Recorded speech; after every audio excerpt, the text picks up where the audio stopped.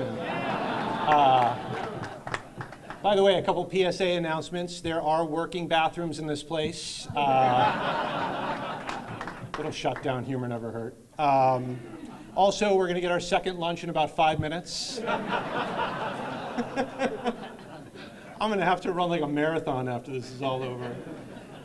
So I have to tell you, it's a little odd standing up here as though I have any wisdom to impart to all of you when you've been imparting it to me over the last 36 hours. Like, for example, when you talk to someone who's in the Navy, you don't call them boats. Learned that one. So I guess the best thing I can do is just do what I've done for the last 25 years as a reporter and simply relay what I heard and what I saw. So let's start at the wall with 58,000 names on it. And when we got there, I heard one veteran say that when he got to Vietnam, there was nothing but fear. And he said, for me, there was no bravado. I was just afraid. Afraid of losing my life. Perhaps he was even thinking about his future life with a partner and children and grandchildren that could have been lost. And then as I walked across the chevron there, I saw a gentleman in an orange shirt sitting, looking into that dark wall, and when he spotted a name, he started to cry. And he didn't see a name. He didn't even see a soldier. He saw a friend that didn't just lose his life, but lost his future life, a life that could have included a partner and children and grandchildren who aren't here today. And so, along with everything they carried, I saw pain. But I also saw the guardians, and I heard them asking questions, many of them sons, daughters, grandchildren, asking questions that they may have been hesitant to ask in the past, but they asked them yesterday. And I saw them put a hand on the shoulder when they didn't have any more questions and there were no more words. And so, along with all the things they carry, I saw love. And still at that memorial, I heard someone say that when they got back, they wanted to go to MCC to get a degree, but they couldn't make it past the semester because they felt like they couldn't step over all of the protesters who just couldn't see the difference between people and policy. And I could see the anger. I could see how upset he was. And so, along with all the things that they carry, some, maybe not this veteran, but some at that time felt undeserved shame. And then we moved over to the Military Women's Memorial, where I heard the great Kathleen Ryan tell me that she had to work twice as hard as the men around her to earn the respect and the job that she so rightly deserved.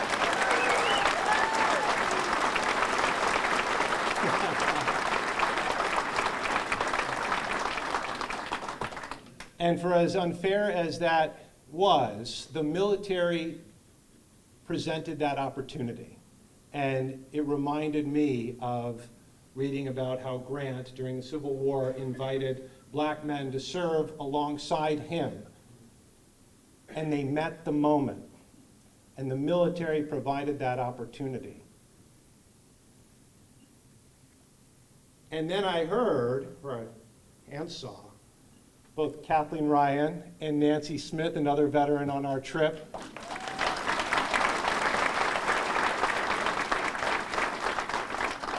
get recognized for their work. And among all that they carry, I see pride. And then there was today, where I heard what you just heard.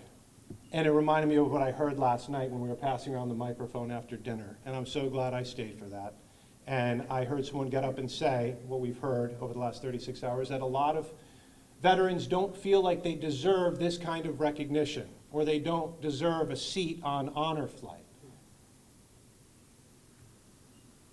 And that person went on to say, and this was so well said. They said, when you signed on that dotted line, when you rose your hand and gave the oath, you said, do with me what you will. He could have sent you anywhere. You could have been anywhere. You made a commitment to this country. And you could say, oh, well, I was drafted. Well, I'll tell you what. We all know that other people were drafted and they did this and said that, and they didn't have to serve. But you said yes. You said yes. And so when we just saw what we saw out there, I hope that you see that that recognition is so incredibly deserved.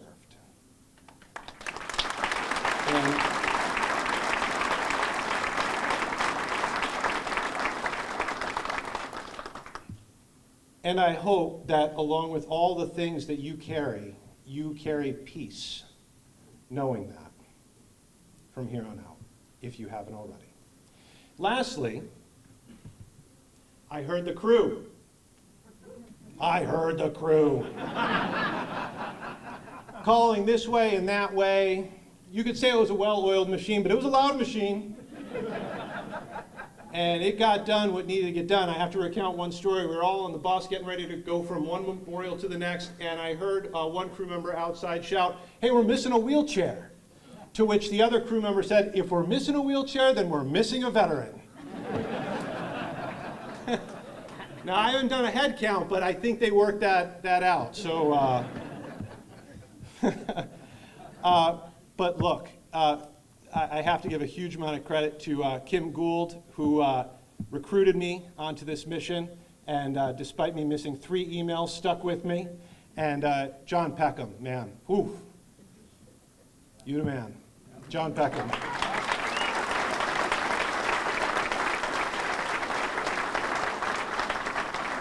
And through their work, I saw the generosity and the hours and the effort that goes into every single mission. Mission 92, all the way to Mission 1. I have seen a lot of, I saw an EF3 tornado a quarter-mile away from me. I have seen some stuff in my life.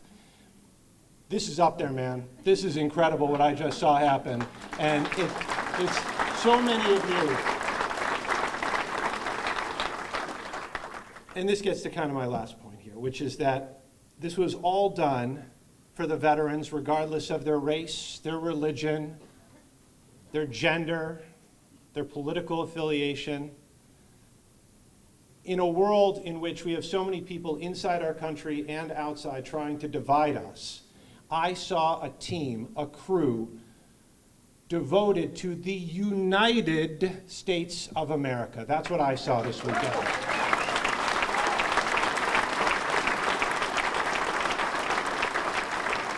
And so, along with all the things that you carry, I saw patriotism, true patriotism. So thank you.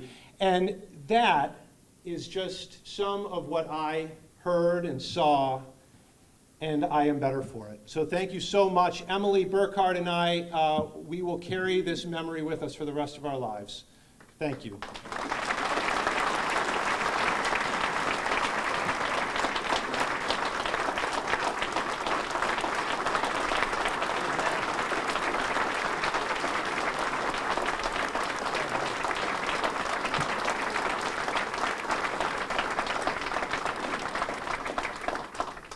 Thank you, Adam. At this time, Honor Flight Chaplain Reverend McKnight